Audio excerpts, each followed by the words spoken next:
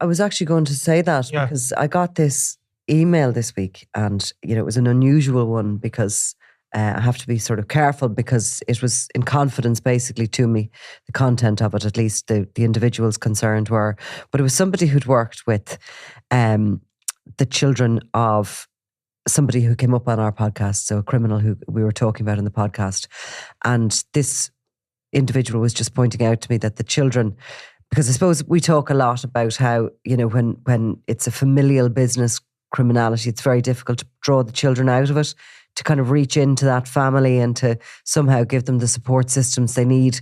But that these kids had been educated, were extremely polite and were going on to a totally different future. It was nice to hear. Now, I know you have thoughts on it, which, do. Yeah.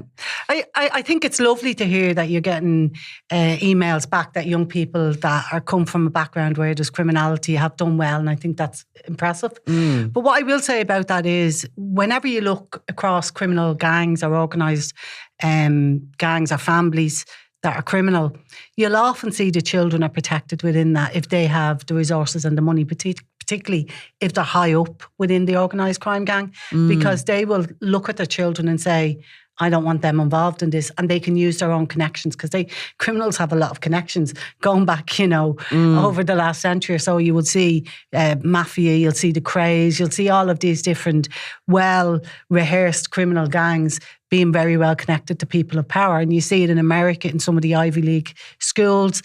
You see the children of criminal gangs being educated. So while it's good, I'm sorry to be a Debbie Downer on it, but it is kind of like the Tony Soprano's kids. They're all going to the private schools. But the soldiers, you see, their kids aren't getting that. And does that end it?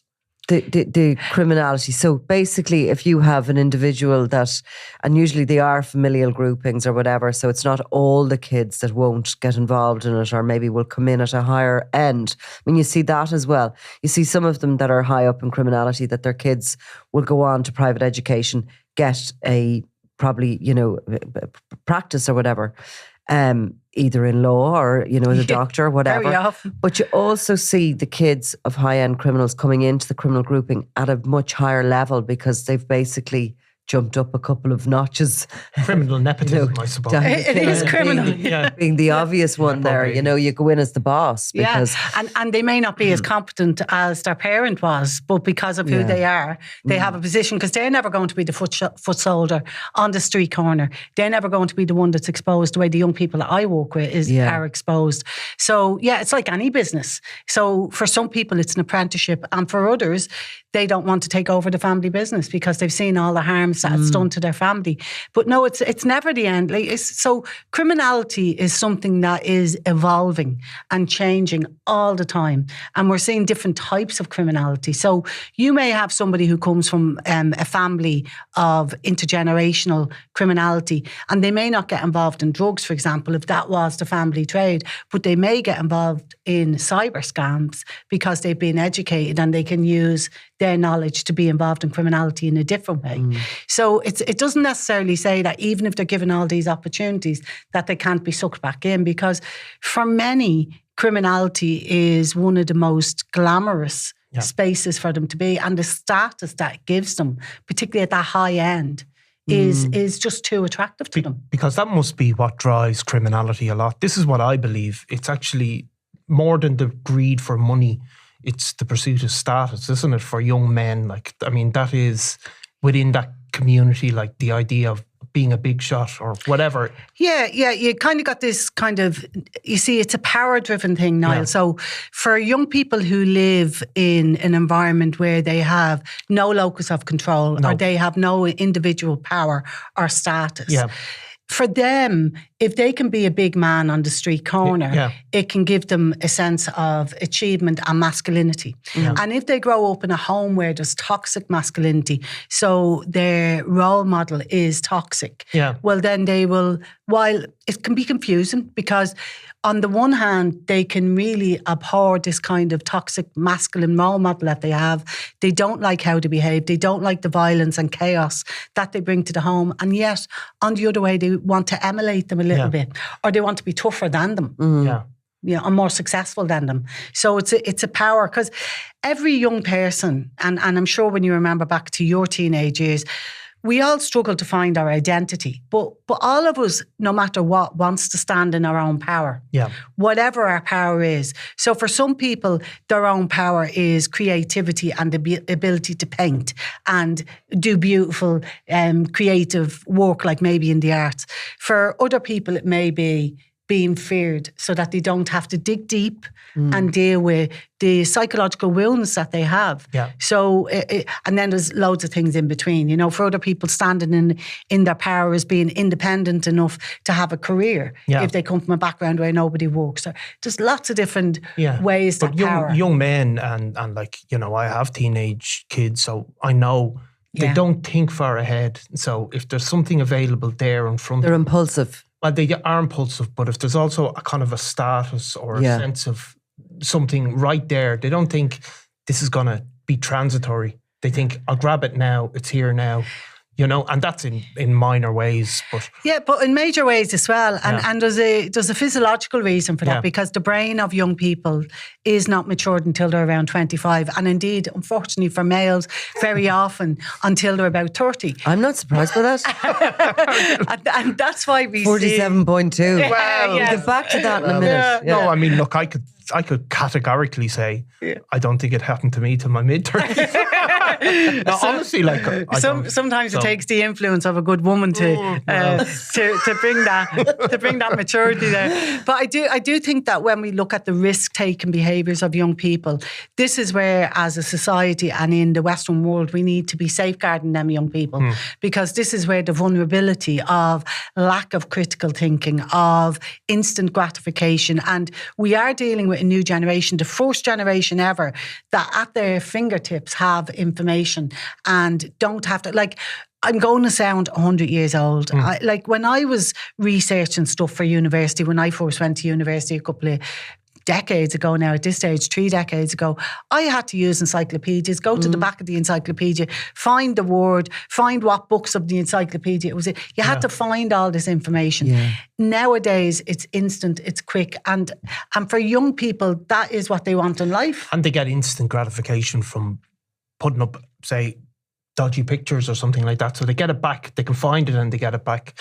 And the instant reaction to everything they do when they're on social media and everybody starts liking. And if they're being bad and they put it on social media, they instantly get a hit of it.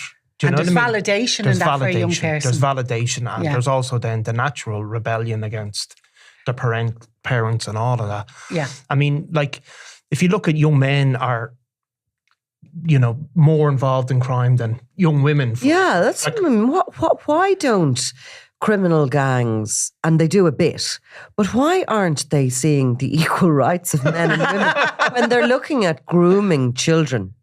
Yeah. You know, radicalising them towards becoming those pushers, the dealers, and ultimately some of them killers. Like, why are they just going back again and again to those young men? Yeah, because there's biological differences between the sexes in terms of what young men are, I suppose, capable of doing, depending on the circumstances. So girls are used, and girls are very often used in the grooming. So girls are very often used to befriend young people and to maintain relationships with them and to be there kind of sometimes, and I've spoken about this before, within organised crime gangs, you will see the sexual exploitation of young girls. And that's not really talked about because that's within the gang. And you do see that when there's drugs there and when there's violence. So that sexual exploitation happens with girls. Males are exploited more for their violent tendencies. So young boys who grow up in a violent background or in a background where there's a lot of depression or lack of guidance, they can be more malleable to behave in violent ways. And these are the young boys that are used for drugs-related intimidation that we see. And that also brings us right back to what we were talking about in terms of the physiological difference, the brain, that risk-taking part of the brain that doesn't completely develop in young males until they're about 30. And that's why we see more young males speeding on motorbikes or doing bungee jumping, or all of these kind of high... So do you mean that they're going to just more naturally be drawn or do what they're asked to do, whereas the girls might sort of question it a bit, or they might... They're primed, are they, by evolution, young men, to take risks and to seek status. Yeah. Do you know? Yeah. Is that it? It is, like, it goes right back to the caveman. It's like the hunter-gatherer, like, you know, the male will go and get what needs to be brought back to the homestead to provide for the home. And that's very traditional, but the reality is, in a lot of ways, that's how we've evolved. Yeah. So, and it's an unusual time right now. We're in 2024. We're at a situation where we have almost equal status in work environments, almost in where we live in the Western world. And I think that for some males, that can demasculate them also. Yeah. Because, I mean, like, my dad always says to me, like, he grew up in Cabra, and, you know, in the 60s, I suppose, mostly. He says everybody was poor and nobody robbed from anybody. And what he means is that, like, it's the inequality in society where you have some people that are really wealthy and you have young men that are really disenfranchised. That's what drives crime even more. And that's why you can see organised criminality. It exists in countries like Mexico, India, Colombia, where there is wealth and poverty, where in some really, really poor countries, crime is much, much lower. So it's actually that inequality where you have young men, they have no chance of making their way. And that's why I suppose the trappings then feed into it, those, you know, the runners, the tracksuits, the designer hats. I always think of Cian Mulready Woods and Drogheda, 17-year-old boy. And, you know, the day that it was put out what he was wearing when he went missing. And of course, he had a Hugo Boss tracksuit bottom, he had Hugo Boss runners on him, he had a Gucci hat, and he had a Canada Goose jacket. I mean, it was almost the uniform of those young men who've been groomed into crime gangs. Yeah, and if you think back in the 80s, I don't know about you, but we used to always look at what our friends were wearing, and we'd almost go around in a crew wearing exactly the same thing, because that's about finding your tribe. And unfortunately for these young people, their tribe is involved in serious criminality. And what I often find, and I don't know if you guys find it, but when I speak to young people that are out the other end, they talk about not realising how big it was that they were involved in, not realising how dangerous it was. And we saw an example of this recently in Kerry, where there was, like, I can't remember the number of young people, but there was a number of young people in Kerry that were enlisted and groomed into money muling. And they didn't really for a lot of them, see that as a crime. But it was a crime, and it is a crime. And many of them could be facing charges up to 14 years under the Terrorism Act.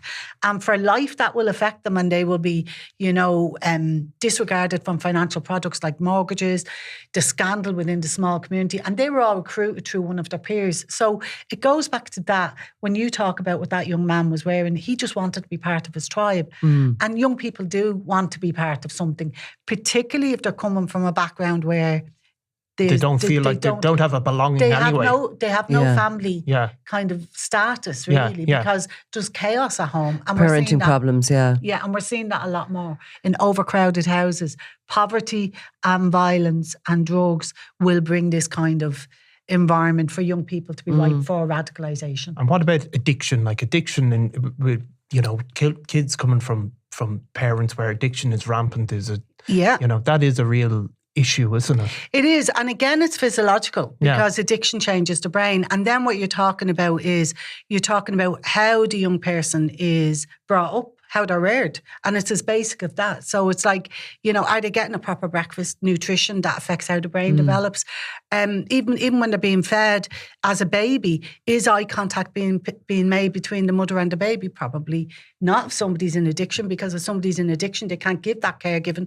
That in itself stops the development of the neural pathways in the brain. So it's as fundamental as that. And you do see a lot of projects out there, and I've spoken about it before, in the Preparing for Life project on the north side of Dublin, that works. Now, I'm not saying the people in that project are all addicts at all, but what they do is they work with people from pregnancy, and they support them if any need does arise. And for most of the people on that project, there's no issues really. They just need some support because they're parenting alone. And that can be be difficult as well when we look at the amount of lone parents that we have.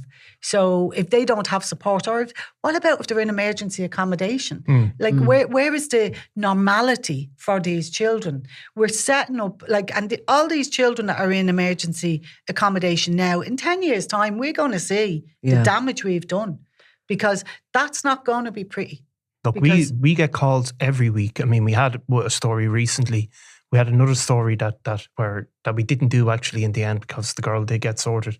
She's a severely autistic child living in one of the homeless hubs. The child's nonverbal, hitting his head off the wall.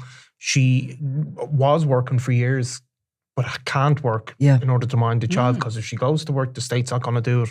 And it's just such a bad cycle, you know. But imagine trying to parent within that environment when you're at a point, and I suppose what we're talking about is really the kids that are identified and groomed into these gangs. Like, if that's happening to your child when you're in that environment. Yeah. It must be so out of control. But how do you keep yourself out of a depressed state? Yeah, exactly. Because, and you also don't have the grounding of a community there around you. I mean, does that still obviously exists within a lot of communities where you're working and other community workers are involved in?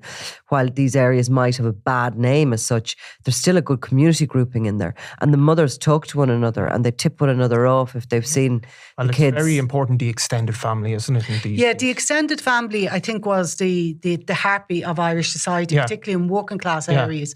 And what we've seen over the last 25 to 30 years is that being dissipated because of the housing. And the way housing went during the Celtic Tiger and in the late 80s, as we started building then, we built these satellite towns. So families that wanted to progress, people that wanted to buy, a property, couldn't afford to buy where they were reared. Yeah. So by design, families were broken up and communities were broken up. And we also saw the gentrification of very close-knit communities. And we also saw different kind of estates being built that were built housing, but there was no service provision in them. And on my way here today, I passed by a private estate that's being built in a very nice part of Dublin. And I saw this beautiful playground. Beautiful, in this brand new estate. Yeah. Now, I've been campaigning for a playground in my area for the last 5 years. I got the funding, the council have agreed the funding after 5 years, right? But people shouldn't have to campaign for them kind of services. They should be there by design. When my area was designed, there was a playground there. And, it got lost in the wayside during the recession of the 80s, which I remember there was no money in this country. But it's taken this long, 2024, to get it back.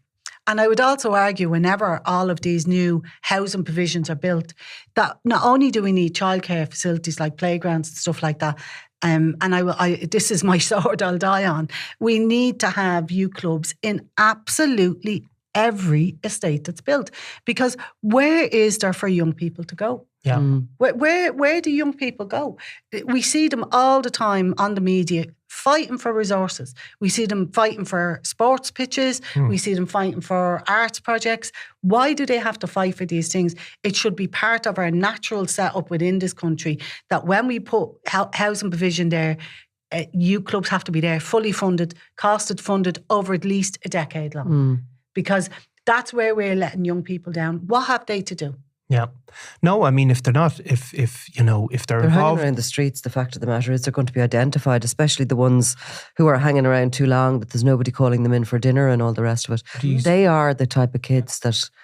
But you can see the parents fighting to keep them in the football or the GAA, like really with the kids, the kids of my age, kids' ages, and they're fighting all the parents. That's across the social divide, though, that 14, 15. If you see there's a new ad campaign on, is it the rugby or GA? I can't remember. I just saw it the other night.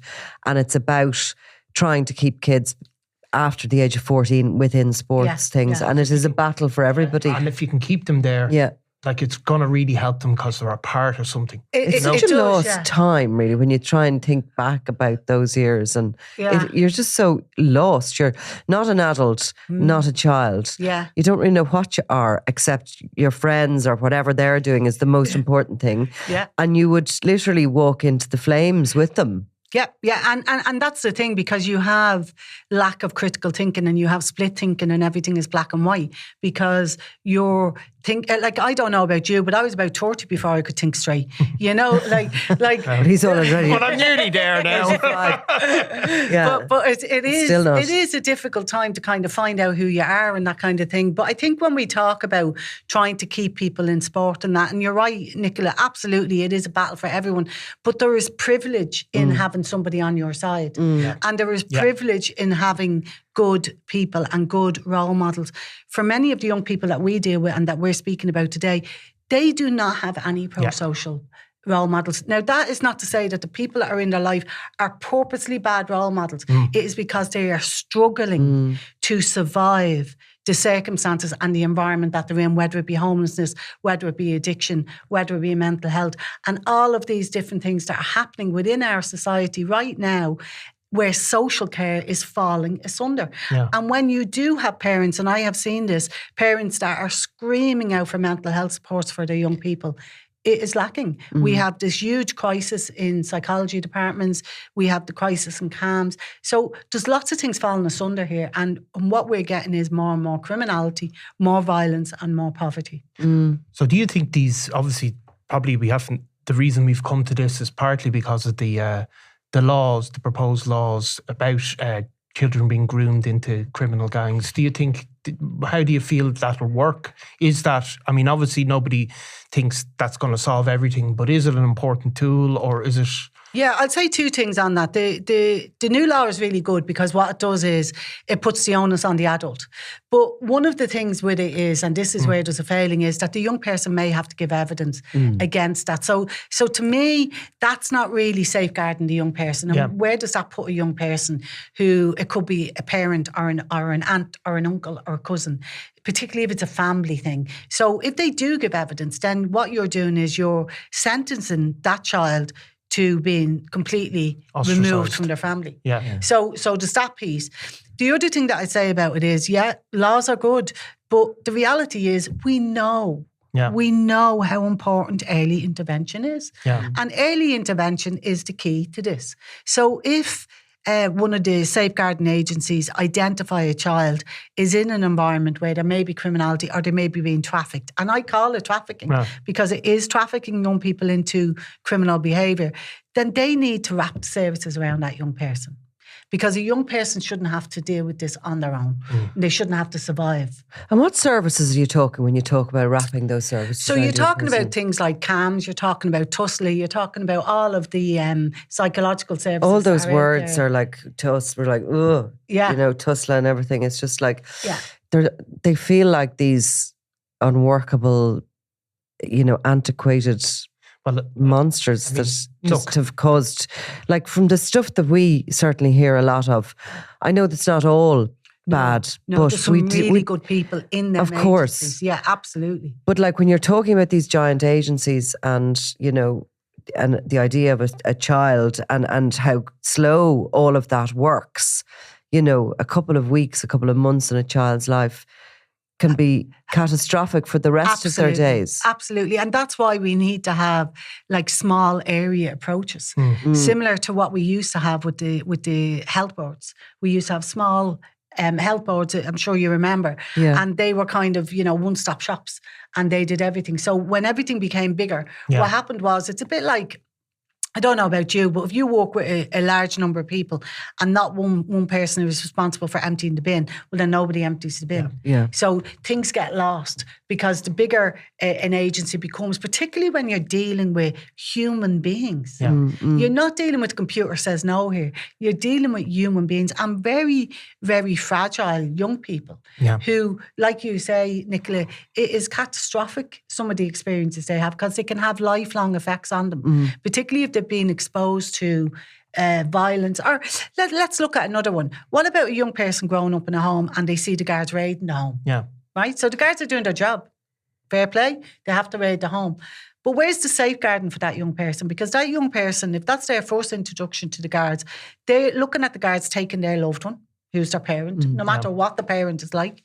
And they're immediately going to look on the guards as the enemy. And the enemy is, somebody who stays with a child for life unless they see different. So where's the kind of building up of good, positive relationships there? And I see the guards are doing a lot more work. They're going out into schools.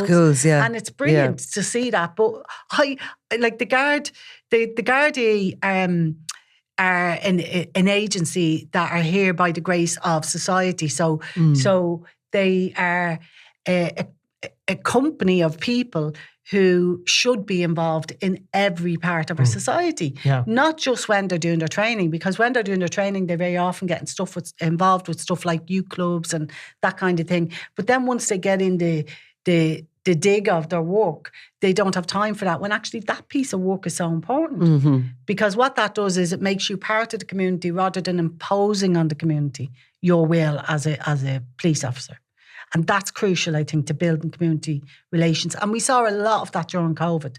There was a lot of goodwill to the Gardaí during COVID. I have to say now, I do think the Guards have really improved in their interactions with young people. I definitely think, sort of one of the things we reference, I suppose, is the calls we get, but we get so many bad calls by people with bad experiences with Tusla. And I'm sure there's wonderful people there in that big organisation. But it's a really complicated problem. Do you think there's hope? Do you see hope for the future? Do you see change? Yeah, absolutely. I'm really positive, Niall. And I think one of the things that I see, and I see it more and more often the older I get, I see people that have come from backgrounds where they've had all these difficulties. And very often they go to work in these organisations and they bring the lived experience. Yeah. And there's a truth in that. And there's an honesty in that, and it's authentic. And what that does is it pushes people to see things from different perspectives. Because sometimes, and it's not just in Ireland this happens, it's in any democracy, we see people working in organisations who are privileged. So they cannot comprehend. They can try, but they genuinely cannot truly feel what it is like for the end user or the service user. And I think the more and more we see young people coming from the backgrounds that I come from and coming from the places where I work, going through our education system and being supported by the brilliant Susie grant and all of these brilliant things that have been put there by successive governments, the more we're going to see positive change. Because it's that old thing, to understand somebody, you have to walk a mile in their shoes.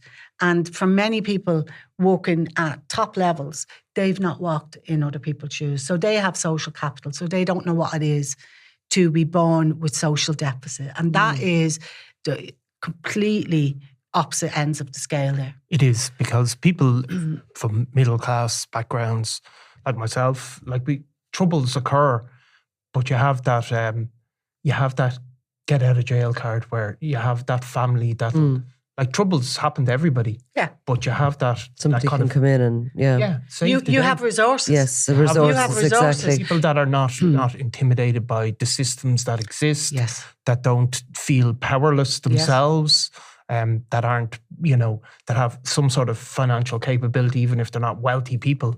It makes all the difference. Isn't it in the Jarvis Cocker song? The common people. Yeah. You can, where you can never watch your life slide out of you because your daddy will come in and help you.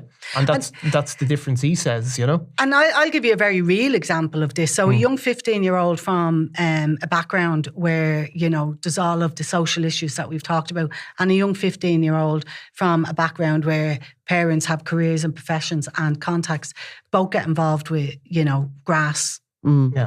One gets a barrister or a solicitor to represent them and they don't get any criminal sanction. One gets a criminal sanction. Immediately, their lives are different. And that's about money. And that's about resource. And that's about knowledge. Knowledge is a big bit of it. Yeah. And one probably would have the money to go for private treatment and the other would be waiting if that treatment was needed.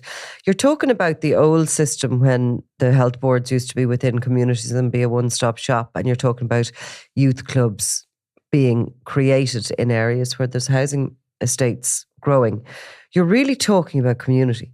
Yeah. Being the ultimate sort of, and those communities being smaller communities than what they are today, being an area of Blanchardstown rather than Blanchardstown per se, 100,000 people or whatever it is live there. That's too big a community to look after kids in. Yeah. So you're talking about sort of going back to a place where everybody has a role then, don't they, in those communities? Yeah. Probably mothers largely and fathers step up as, volunteers in the groupings that exist. Yeah. You have some people that are paid and maybe see a career working proper in that area. And then you have the buildings provided by the state. Yeah. And that's really what you're talking about going forward. So to go forward, we have to go back. Yeah. Yeah, and that's precisely it. Like we saw the professionalism of community sector in the 90s when all the funding came in from Europe and when we were awash with money. So what you saw was all of the grassroots organisations that were there in response to the massive recession that we had in the 80s, because we were broke in the 80s. There was money, but we weren't getting it. But I remember my community, for example, like my mother was the chair of the summer project. She was involved in the Residents Association. All of the locals all did something. Somebody did a gardening project. And I continue today. I run our community page at home. And what that does is it creates what's called connectedness. Yeah. And connectedness is the thing that holds a community together. If people can feel connected to each other, and you spoke about your dad earlier in Cabra, and he said we were all poor, but nobody robbed anybody because there was connectedness. Yeah. Okay, so what we have right now is we have people being so disconnected from reality, from their families, from their original community, from having a normal life if they're in emergency accommodation or homelessness. All of these different things that are happening for people is causing a disconnect. And all of these people are even disconnected with the political system. Yeah. So they don't even know, many of them won't even vote. Because for them, it's like they're just surviving. And I always say childhood should not be about survival. It should be about thriving. And that's why you're right, Nicola, we do need to go back, to go forward and to look at, small area community building and building community capacity and building community resilience. But the organs of the state have to support all of these efforts. Like the housing crisis is at the centre of it all, and it's the centre of it all. Yeah, isn't it? And then you see as well, you're talking about people so disenfranchised, and then you get the rise of all of the other stuff that isn't, the scapegoating and all. And does that old style almost of community, does it fit in this modern world where we haven't really? I think it does. Honestly, I think we have to rebuild it, basically. But I think it does. I think, I think part of it though is the extended families, not allowing them to live together has caused a big problem, because if there is family breakdown, but, the sense of community still exists, I think. I think it is. It's also a natural human thing, but it needs to be helped develop. It does. And I think it feels a bit like the tribe that you talk about the teenagers looking for. That's what the community is. It is. And I think we're also missing a trick in this country around welcoming new communities. Yes. Because we have such a vibrant new community from countries all over the world. And every one of them want to be part of something. They're not coming here to push our communities out. They're not coming here to exist on their own in silos. They want to be part of an Irish society. And actually, it's an opportunity for us to build new thriving communities that are influenced by outside traditions, and you do see a lot of work being done in this. So you see it in the NEIC, you see it in Drogheda, you see it in Ballyfermot, you see it in all these different areas that are doing these welcoming events where they're bringing people in from other communities to stop the rise of the hateful rhetoric that we saw a couple of months ago on the streets of Dublin, for example, by a very small cohort, but very organised group of people. So that's what we need to stop, actually. We need to stop that rot that's happening. And look, we need to plan better as a country. Like, I know it's like the housing crisis drives so much of that, all of the negatives, I think, in society. When we look at Drogheda, and we'll finish on Drogheda, but obviously what happened there was all about the grooming of kids. There was 2 groupings in the area. Between them, they had about 100 members. And there was something like 50% of those members of both groupings under the age of 25, and about 1 in 5 were teenagers. Yeah. All groomed, all treated very badly by the elders in the groupings.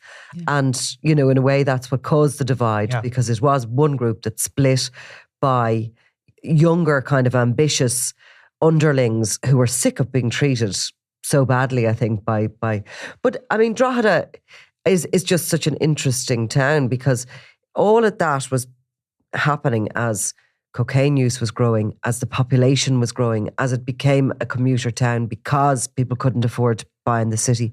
So they bought there. Because of its distance from Dublin, they socialised in Drogheda, the people living there and working in Dublin.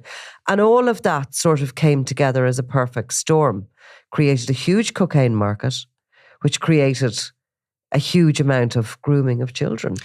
It did. And what you saw there as well was these initiation practices that went on within the gangs and that cruelty that was, hammered out to the other young people. So for a young person, and in this case it was males, if they're going to be continually treated with violence and disrespect, well, that is going to bubble up. And that's what happened when them underlings came up. And I think whenever we look at any community, and Drogheda is just symbolic in Irish society right now, because them kind of feuds are going on right across this country. Yeah. And I think one of the things that the piece that people miss, and we've seen a bit of it lately, is the influence of transnational gangs within our communities. Yeah. And many people don't realise, like, they watch programmes on Netflix. I've never seen it. Now, Narcos apparently, is that about Brazil? Yeah, probably the only person in the world. Well, you see, it'd be a busman's holiday for me to watch anything like that.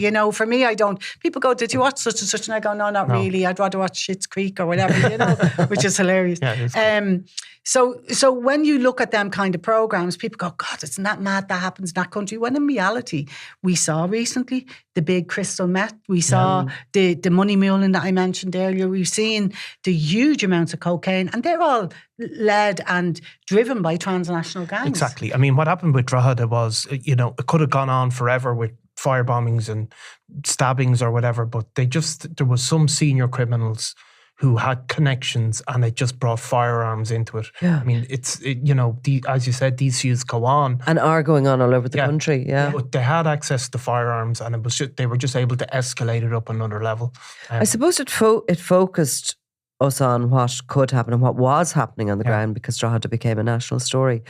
What can be done in a place there where you can identify smaller estates, smaller areas, where these children are being groomed, and you can probably identify vulnerable kids and families. So, take that as a blueprint, and what should we be doing there? Yeah, well, we can look at what other countries have done. So Glasgow, for example, put millions into the violence reduction unit. And what that did was it set up, like similar to what they've done in Drogheda, like an implementation board. So what that involved was looking at all the different areas where there was lack. So if there was a lack of resources, they resourced them. And to be fair to the Minister of Justice, Helen McEntee, she has put funding into Drogheda. Yeah. And they have got an implementation board there based on the Gearing report that was done. And what that's done is it's broken down all the different areas where there's lacking, and they've got the right people around the table. They've got community consultation there. And what they're doing is they're rolling out plan after plan. So the crime and policing subgroup, for example, are doing this huge piece of work in the schools, building relationships, and doing kind of, I suppose, like a bit like what the politicians do, having like days where people can come to the office and speak to the guards about all sorts of things. So it's about being more front-facing rather than being more reactive. So there's a lot that you can do, but again, it goes back to... Is that all similar to what has happened in Limerick or was implemented in Limerick? Yeah, absolutely. And the same as what was implemented under the Mulvey report in the NEIC in response to the Kinnan and Hutch feud. So they've been kind of like templates that we can use. But I suppose from my perspective, and this is going to sound a little bit pessimistic, it troubles me. It troubles me so much that we have to wait until things escalate before we then put the resources in. Because we know what the predictors of this type of criminality is. We know from the research, and unfortunately we know from experience. So really we should be a little bit more proactive in our strategy around building communities.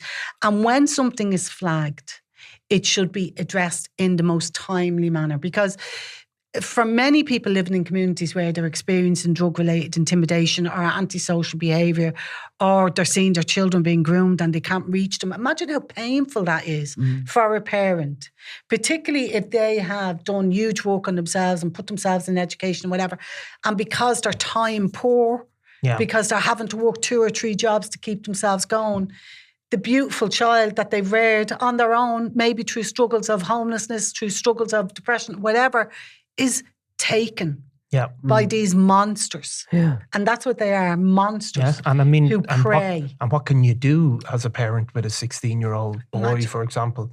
You know, you can say you're not allowed to go out, but Just take your phone off you. It's just not. You run out of. And people sometimes you hear people saying, "I wouldn't let my child go on like that," but it's just not that simple. Like I've had parents say to me, "My child is smoking grass, and what I do is I get him enough grass for the weekend because I'm working my weekend job, so he'll stay in his room." That's to keep that child safe. Like that's crazy. Yeah. That's what they feel they have to do to keep the child, rather than the child being out in the streets. When that's your options, that's a really sad indictment of the safeguards that we have for young people. And that's where youth clubs need to be. And that's where the good role models need to be. Yeah.